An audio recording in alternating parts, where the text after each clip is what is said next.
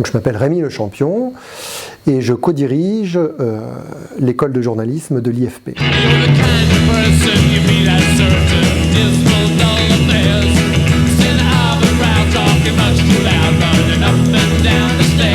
Oui, j'ai été moi-même journaliste. Je suis intervenu en presse écrite, en presse audiovisuelle, en radio et en télé. Oui, j'ai déjà passé des concours, mais pas des concours à des écoles de journalisme.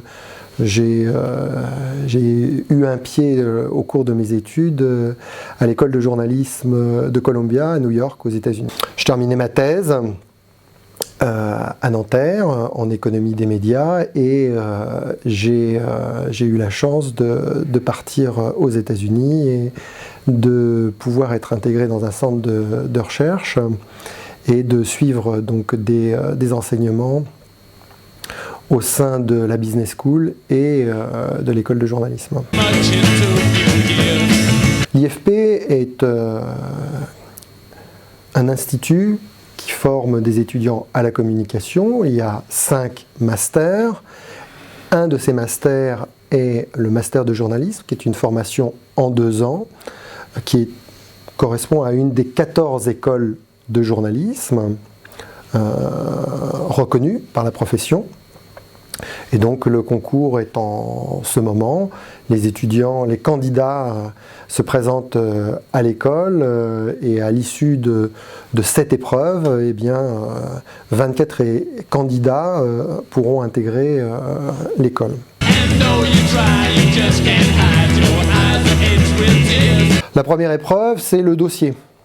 Le dossier, on va regarder les notes, on va regarder le parcours de l'étudiant, la pertinence de ce parcours par rapport à sa vocation, à sa projection professionnelle. On a aussi déjà une épreuve dans ce dossier qui est l'autoportrait en 1500 signes, où l'idée c'est de parler de soi. Et ça remplace avantageusement la traditionnelle lettre de motivation, qui est un document finalement assez standard et qui dit peu de choses des candidats. On exige également d'avoir fait au moins un stage pendant 1 mois dans une rédaction afin de tester la vocation des candidats. Et donc à l'issue de cet examen, eh bien, on met une évaluation et une partie des candidats peuvent passer la première série d'épreuves qui se situe pour cette année le 19 mai. Le 19 mai, vous avez une première série d'épreuves qui est composée d'une dissertation en 2 heures sur la connaissance des médias, suivie dans l'après-midi d'un questionnaire d'actualité et de culture générale. Alors, on exige d'une certaine manière non pas un bachotage et une connaissance encyclopédique de tous les faits qui se sont déroulés au cours de l'année passée, mais davantage de la réflexion et de l'épaisseur sur les questions qu'on peut poser. La plupart des questions nécessitent par exemple 2 lignes de réponse, pas uniquement un chiffre ou un nom. Voilà.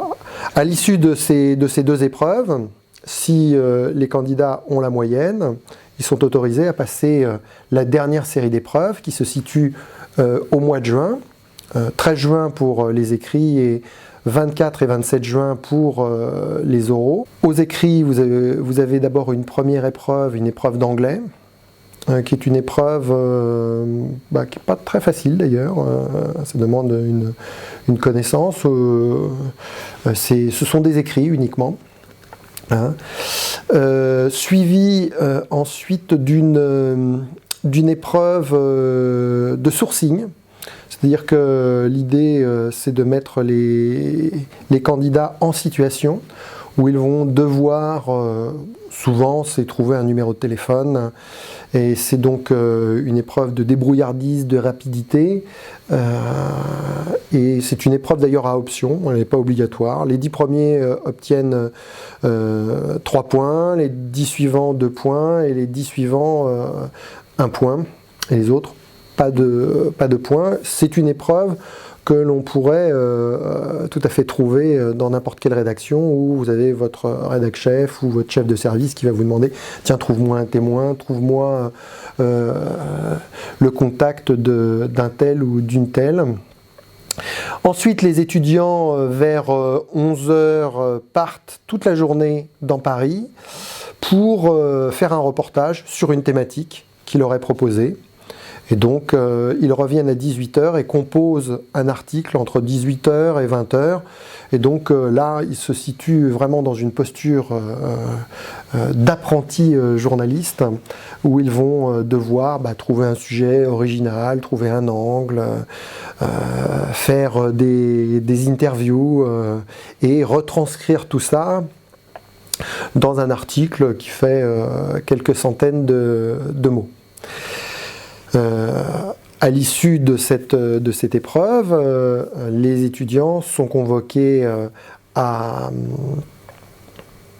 un entretien avec un jury.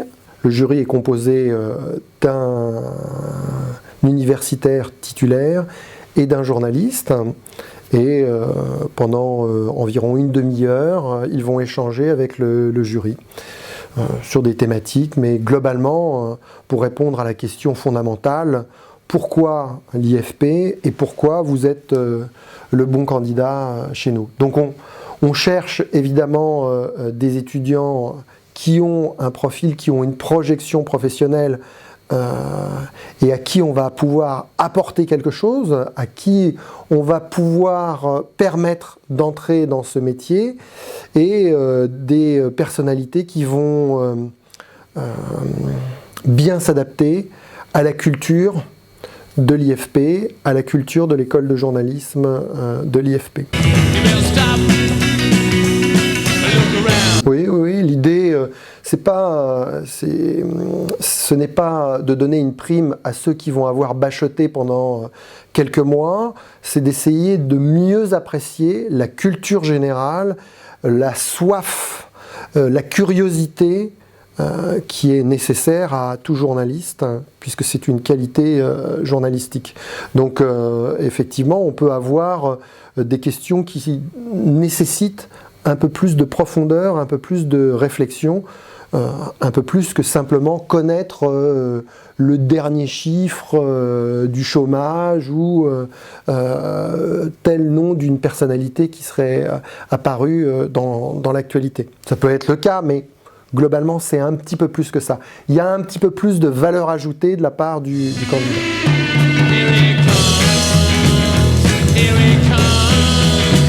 L'équipe enseignante propose, chacun dans son domaine, des questions. Et puis après, on va sélectionner ces 40 questions qui nous paraissent être les plus appropriées pour le concours.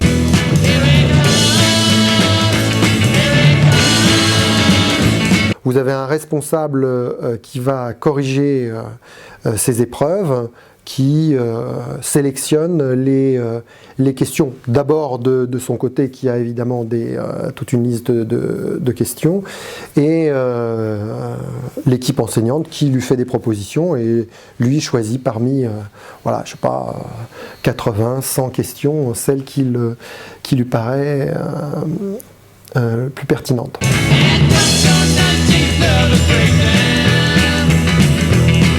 Oui, les annales, c'est à mon sens un outil extrêmement utile pour se préparer. Vous avez les 4 dernières épreuves, les 4 années, pour les épreuves des 4 dernières années, et vous allez avoir les recommandations des étudiants, des candidats qui ont eu les meilleures notes à ces épreuves. Donc comment ils se sont préparés concrètement, puisque nous on passe pas le concours, on le fait passer. Donc ça nous a paru plus pertinent de demander à ceux qui avaient réussi et le mieux réussi ces épreuves, la manière dont ils s'étaient préparés et les conseils qu'ils pouvaient prodiguer après avoir intégré l'IFP.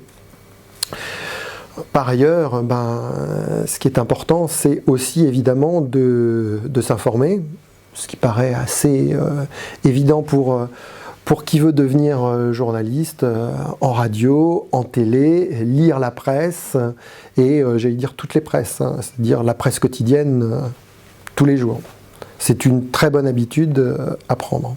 Et c'est pas uniquement Le Monde, c'est Les Échos, La Croix, Le Figaro, Libération, l'Humanité. Élargir au maximum le spectre de manière à avoir une densité sur l'actualité, puisque c'est quand même une partie du métier des journalistes. Donc évidemment, prendre tout de suite les bonnes habitudes.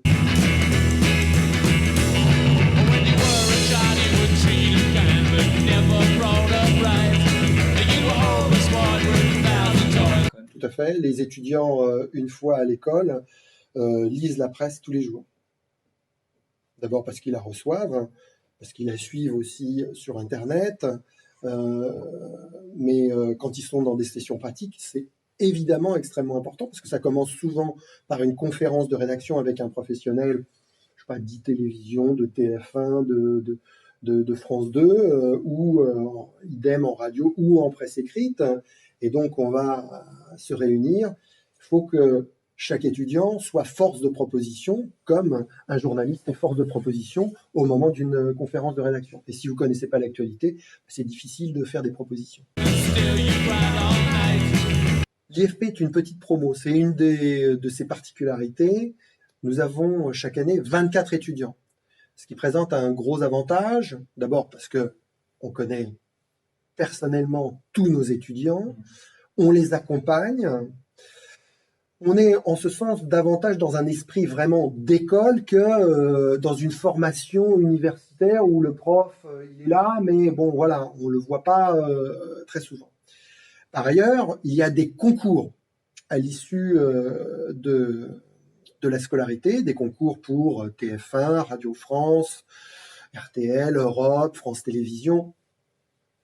Et le fait d'être une petite promo est aussi un avantage parce que quand vous avez un candidat à présenter pour le concours d'RTL, quand vous êtes en spécialité radio, c'est sans doute plus facile que quand vous êtes dans une promo où vous avez 40, 50, 60 ou plus étudiants. Donc, c'est un gros avantage. Et évidemment, ces concours à la sortie de l'école correspondent à l'antichambre de l'engagement dans les grandes rédactions. À TF1, par exemple, l'année dernière, un de nos étudiants a remporté le concours TF1 et aujourd'hui, il travaille à TF1. En ce moment, il fait les sujets pour le 20h. L'intégration, elle se fait sur le mode. C'est rare d'avoir un CDI en sortant de l'école, mais ça, c'est vrai de toutes les formations en journalisme, et c'est vrai aussi de tous les M2. On commence souvent par des stages, puis des CDD, et enfin des CDI.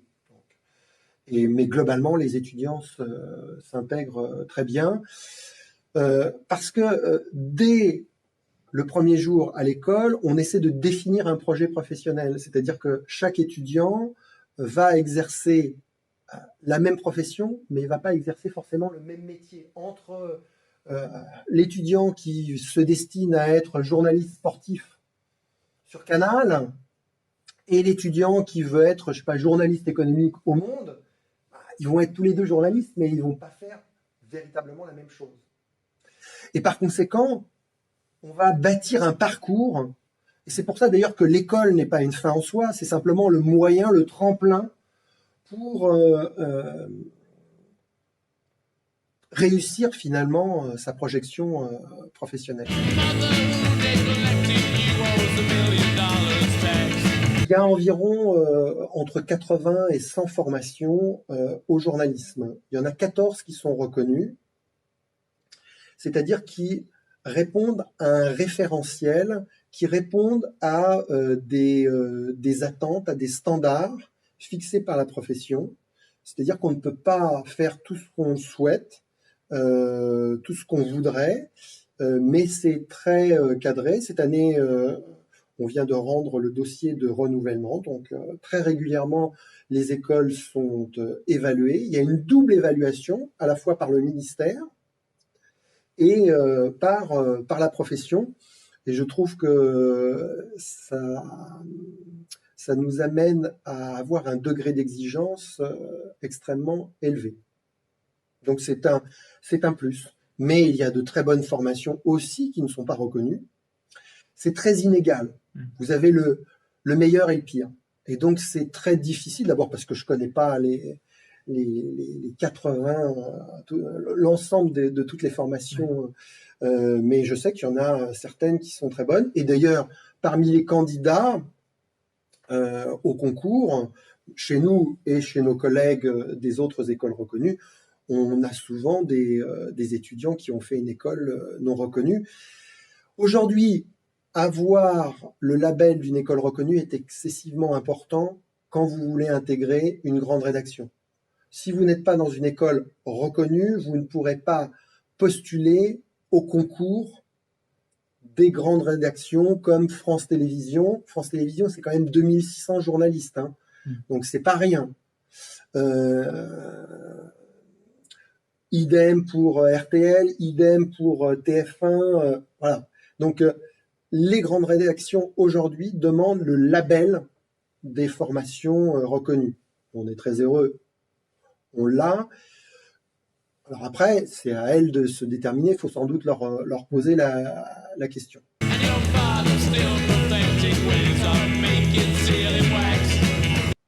Développer des qualités journalistiques et avoir une densité. C'est-à-dire que c'est pour ça d'ailleurs que les formations dans les écoles reconnues en journalisme sont de 2 ans.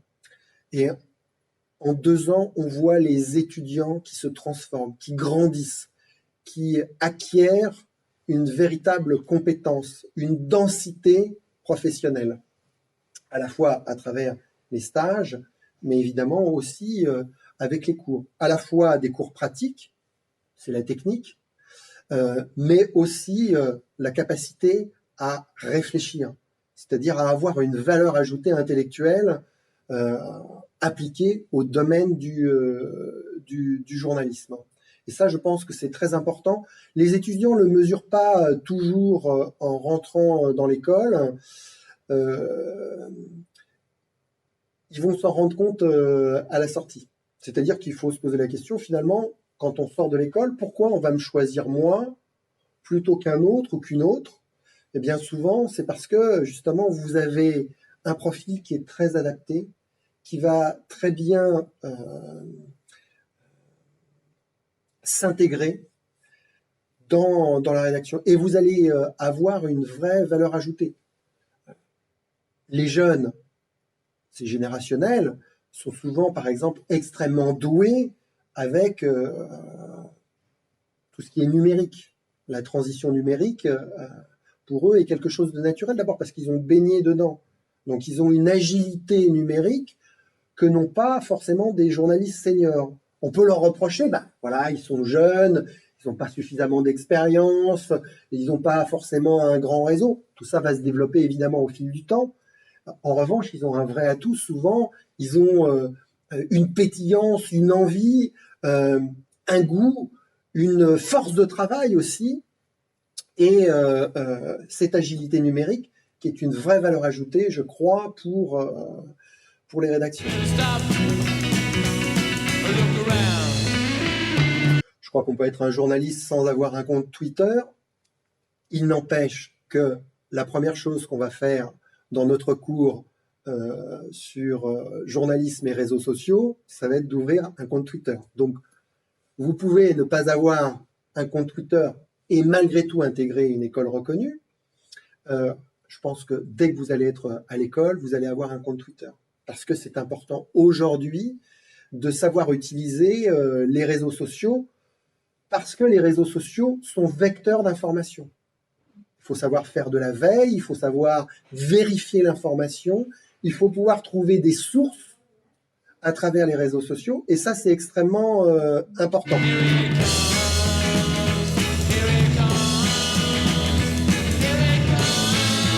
Je vous parlais il y a quelques instants de personnalité, on cherche des gens qui ont des personnalités.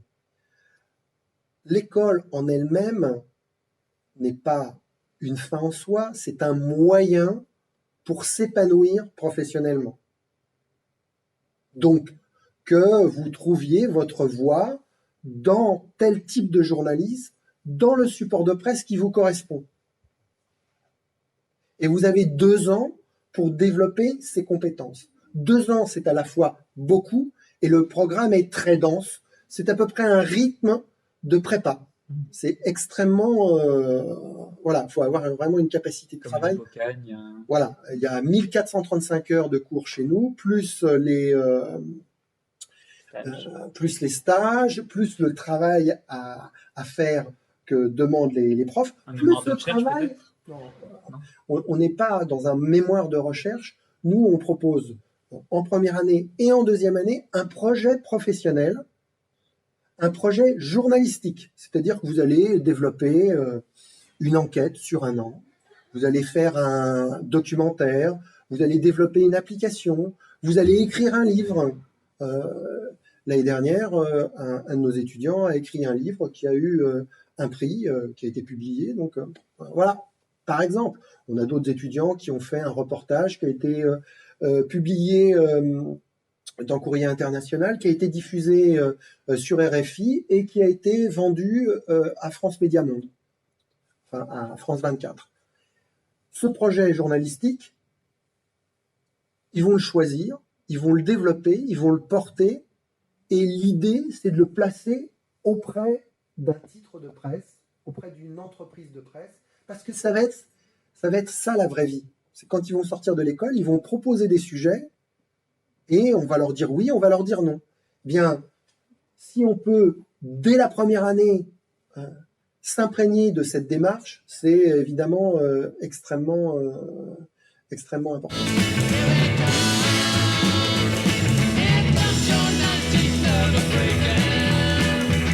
Alors, 2 choses. Le label des écoles reconnues relève de la CPNEJ, donc c'est un label professionnel, et donc je pense qu'il n'est pas prêt de disparaître.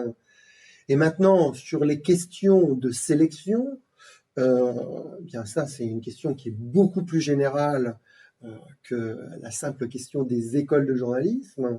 C'est la sélection dans toutes les filières en quelque sorte. Et là malheureusement je ne suis pas en mesure de vous répondre, d'abord parce que je ne suis pas juriste et que la question me dépasse un peu. Donc il y aura certainement d'autres développements et le ministère aura certainement à se positionner aussi, et les universités sur ces questions.